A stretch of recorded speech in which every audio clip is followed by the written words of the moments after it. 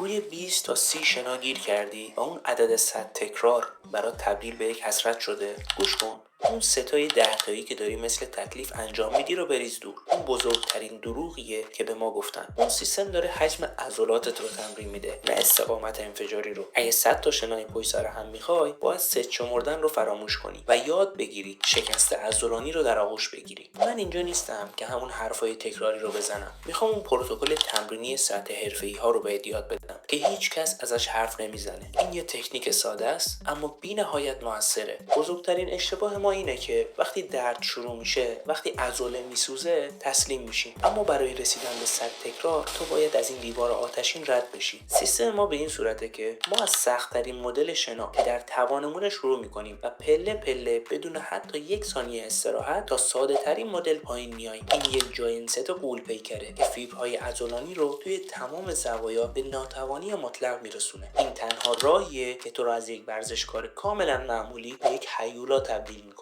مرحله اول شنا با شیب منفی. با سخت‌ترین پله شروع میکنی. پاهات رو بذار روی صندلی با تمام قدرت تا ناتوانی کامل شنا برو. یعنی تا اون تکراری که فور بدنت خراب بشه و دیگه نتونی شنایی بری. اون لحظه بدون معطلی فوراً پاهات رو بیار روی زمین. حالا شنای استاندارد. هر چند تا که میتونی. بازوهات فریاد میکشن. این عالیه، یعنی داریم به لایه‌های عمیق‌تر عضله نفوذ میکنیم. به شکست کامل برس و بلافاصله شنای شیب مثبت رو شروع کن. دستات رو بذار روی همون صندلی اما عضلاتت خستن. اینجا غرورت رو بذار کنار و تا آخرین تکرار ممکن ادامه بده، تا جایی که دیگه نتونی حتی یک ساند خودت رو بالا بکشی. و حالا آخرین پله، شنا روی زانو. این مرحله شخصیتت رو میسازه. تو داری آخرین قطره انرژی رو از سینه‌هات میچلونی تا لحظه‌ای که بدنت روی زمین سقوط کنه ادامه بده. پیشرفت واقعی تو همین چند تکرار آخره. این جاینست 4 مرحله‌ای رو هفته‌ای 3 تا 4 بار اجرا کن. در هر جلسه 2 تا 3 بار هم تکرارش کن. تمرین آماتوری تمومه. وقتش که مثل یک ورزشکار حرفه‌ای تمرین کنی. اگه این ویدیو تلنگری بهت زد و مسیر جدیدی رو بهت نشون داد، با لایک کردن بهم انرژی بده. برای اینکه از این مدل آموزشی بدون سانسور جا نمونی، حتما کانالمو سابسکرایب کن. دمت گرم که وقت گذاشتی.